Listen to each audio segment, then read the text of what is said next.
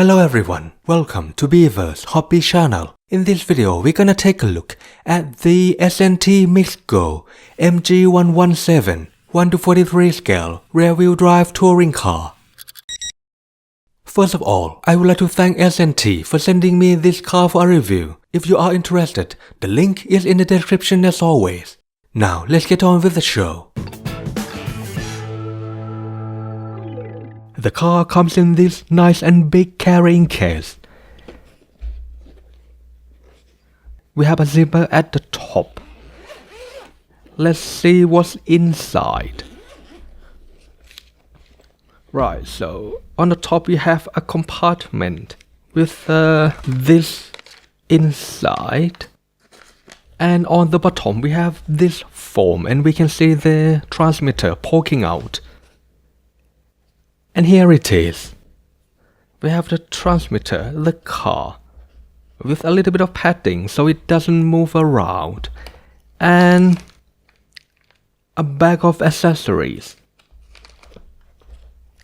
The transmitter is still the same as the previous version. Here's the car. It is a Nissan GT-R GT. It has a proper suspension as well. And let's see, is this the version with differential? So let's hold the wheel. Oh, it has a differential. This is really nice. So I can turn the wheel one way and the other side is going to turn the other. So now that is interesting. The differential is pretty tight and I don't know how effective it is going to be because it is pretty tight and the differential feels pretty notchy. So I don't know if you can hear it, but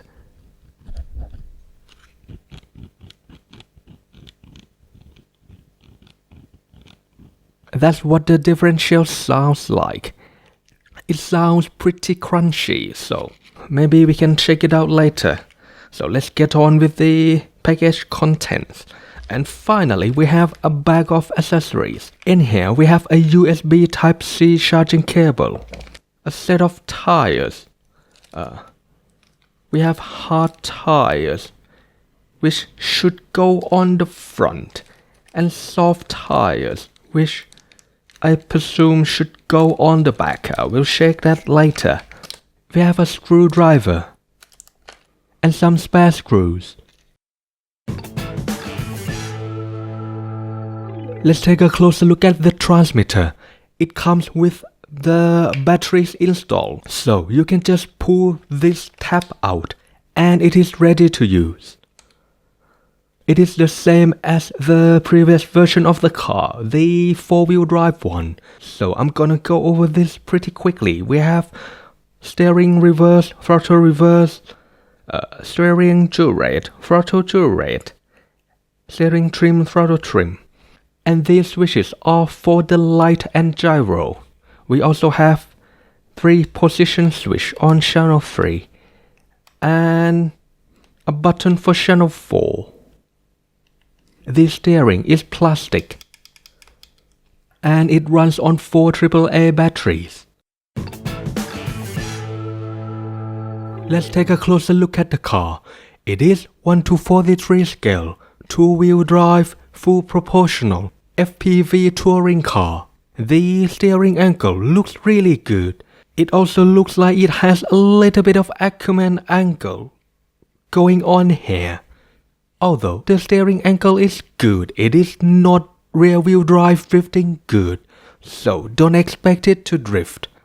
The FPV camera is inside the car. The body is Nissan GT-R in the GT style, with all the splitter and spoiler. The paint job looks really good. The livery design looks amazing. The details on the body are really good as well. We have the side mirrors, and because it is a race car, so we have some flat wheel arches as well. Next, let's measure the wheelbase and the width. It has a 65mm wheelbase. and 45.4mm width.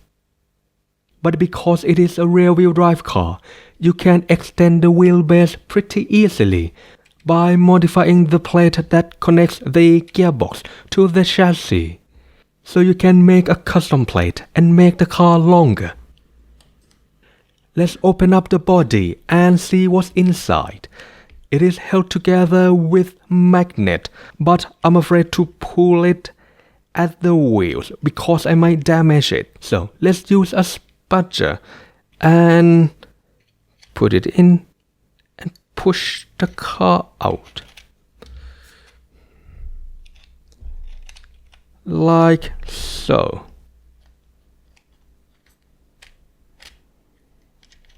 So you can poke this in and then pull it at the front on here. And it also has a new body mounting system. The previous one uses this front lip and 2 magnets at the back.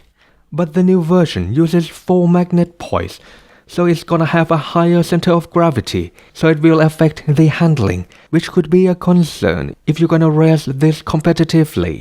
Here's the inside of the car. As you can see, we have the camera stuck inside the windscreen. I'm not sure if it is going to distort the picture, but we'll take a look at that later. The body with the lighting and everything and the FPV port is connected to the board with one plug. So we can remove this plug and pull the body off completely. Like so. Oh, sorry. There is another plug on here. So gently pull that out. And the body is completely off. Now we can see the steering angle a little bit better. And yes, it has a little bit of acumen on the steering angle, which is really good. It is going to make the car turn a little bit better. It has a proper 3-wire servo for steering. The format is pan car, so we have rear axle on a motor plate, and then front independent suspension. The front wheels are different than the rear wheels as well. On the front we have the round hole for the bearing. On the front we have round hole, and it comes equipped with ball bearings. And the rear suspension isn't just this plate, we also have the springs. And we have 2 layers of the board. The lower board is for the RC operations, and the upper board is for the camera. Next, let's take a look at the actual steering angle. So, turn the transmitter on, and then turn the car on. Oh, it also has underglow. And it comes with a gyro as well. That doesn't look like a lot. But because it comes with the steering yaw rate turned down quite a lot, so let's increase that. Turn it counterclockwise. Turn this. So here's the steering yaw rate when it is out of the box. It is pretty low. To turn it up, turn this dial counterclockwise.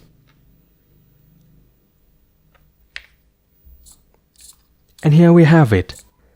The steering angle is pretty good. Let's check the turning circle.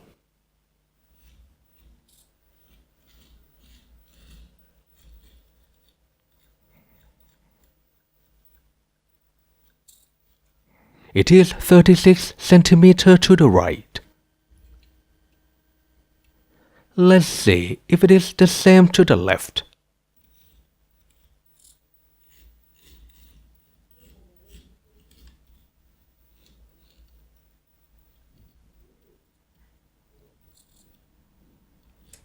So it is about 4 centimeters more to the left, which means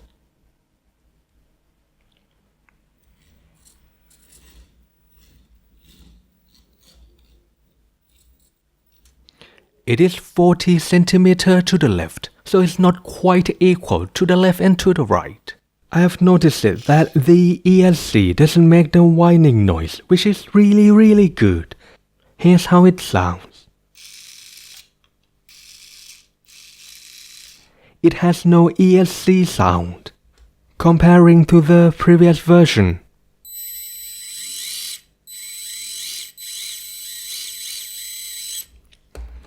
Once again, the new one. The old one. That's a big difference. Let's see if we can take the wheel off and adjust the ball differential. And as you can see, it comes with ball bearings. And at the back we have a different hole pattern to go into the differential shaft.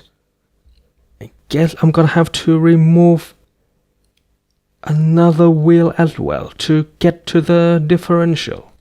And I'm gonna have to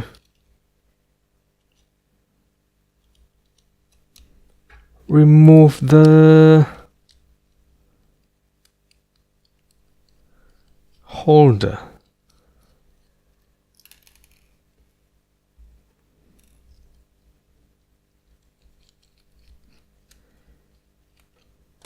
Right.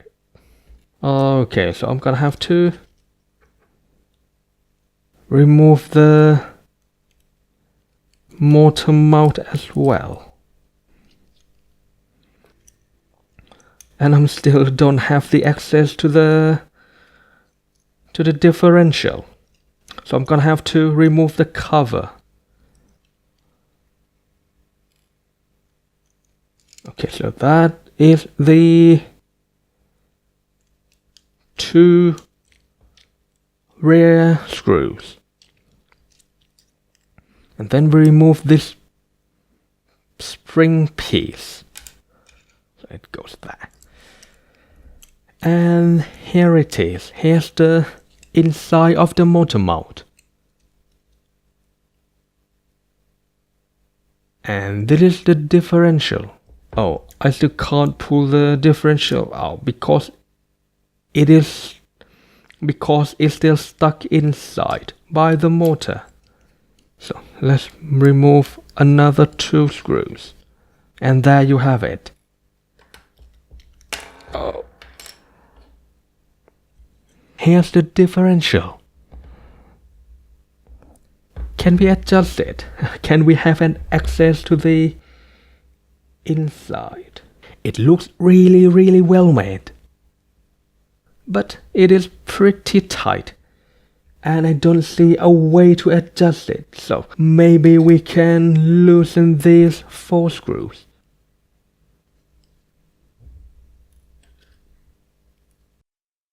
There is this shaft that goes on to the other side of the differential. So that's the shaft.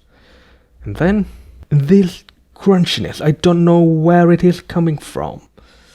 So let's go in a little bit further because I only see 1 screw here. So let's remove it. To remove it, I'm gonna have to grab hold to this shaft.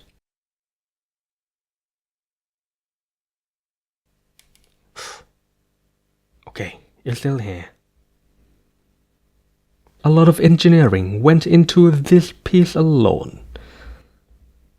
And it also has a engraving as well. I'm not sure if you can see it, but it has an engraving saying ball differential 12433 mix go. Quite an attention to details. I can just see the balls in here inside the gear. So it is a proper ball differential, albeit a little bit crunchy and tight. And because I don't want to break it or lose any ball in here, because they are going to be absolutely tiny, let's put it back together and charge the car and go for a test drive. As it turns out, we can adjust the diff tension using this center screw. However, I find it very finicky, and it is either too tight or slipping. So use a lot of caution if you want to adjust it. To answer my earlier question about the spare wheels and tires, the front wheels are the hard tires with the round pattern, and the rear wheels are soft tires with the oval pattern. And these are not just spare wheels and tires, these are also different patterns.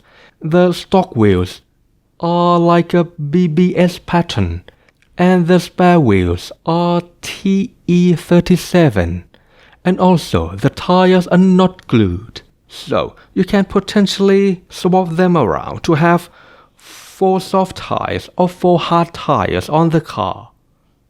One other thing I saw on the page is that it can bind to many popular transmitters, including FlySky, but unfortunately, I couldn't get any of mine to work, not the new entry-level one, not the high-end one, and not even the multi-protocol.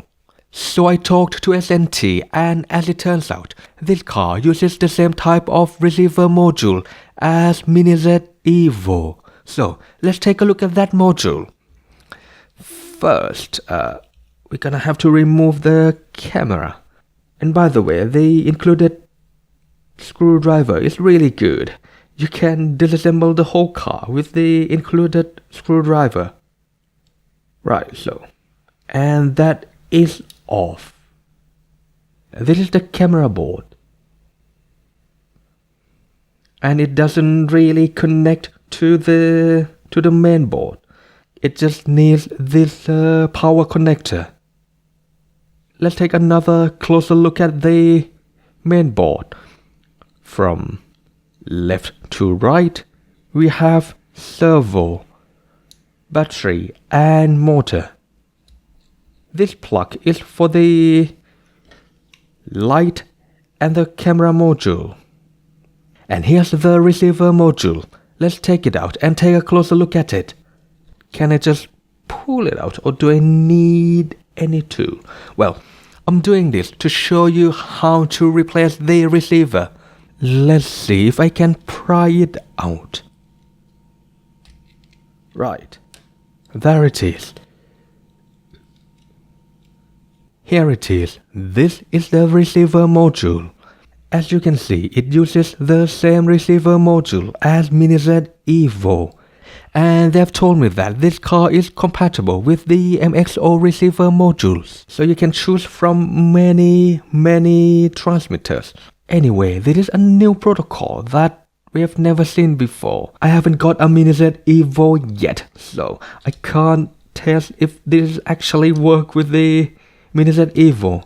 If it does, it's gonna be pretty good. And by the way, they put a little bit of glue in here that I just tore off. So hopefully it still works. So let's check if it is still working. Transmitter on, car on.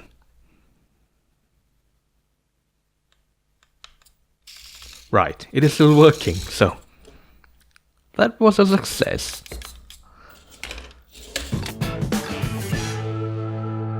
Next, we have the new FPV goggles. What you have in the box is the glasses. And then we have a charging cable in here and an antenna.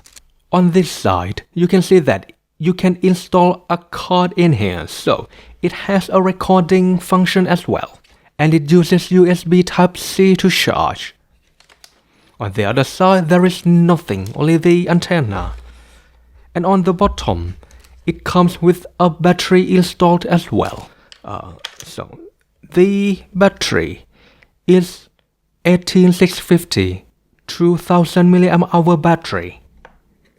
So Just remove that and it is ready to use. Well, you're gonna have to charge it first. And install the antenna as well.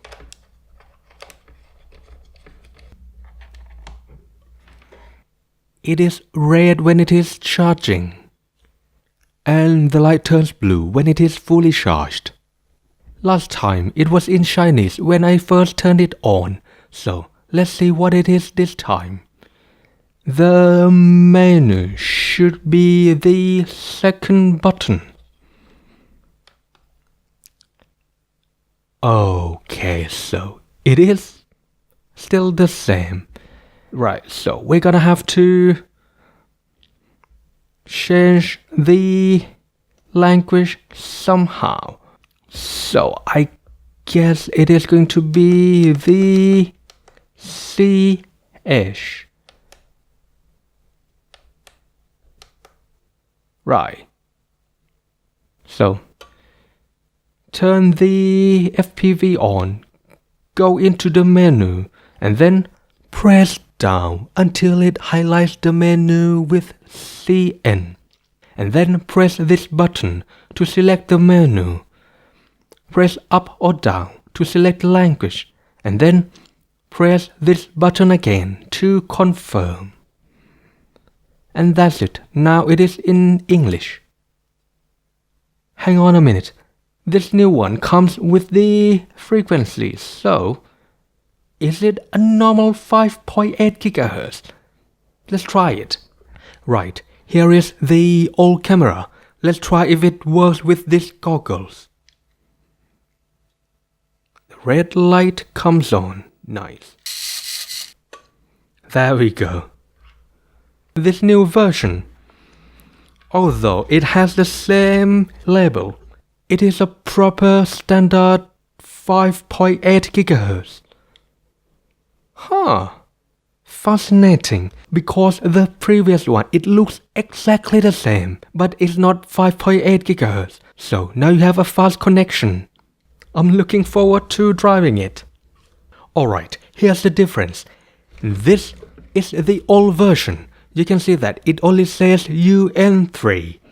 And this is the new version. It is UN3 race. The UN3 version only works with this P48 cam box, which has a lot of delay and it is generally not very good to use. But this version, this race version, is actually 5.8 GHz, so you can use it with the old camera. And by extension, you can use any 5.8 GHz goggles with this new car. Another question I had at the beginning was, does the windscreen distort the image? So let's take a look. So it doesn't seem like windscreen distort the image. However, the view looks pretty stretched. And from what I can see, the FOV isn't that wide either. And right now I see another problem. The bottom half of the screen is blocked. So the actual view that you get from this camera is very limited. As it turns out, it might not be very comfortable to drive it as an FPV car. Let's go for a test drive.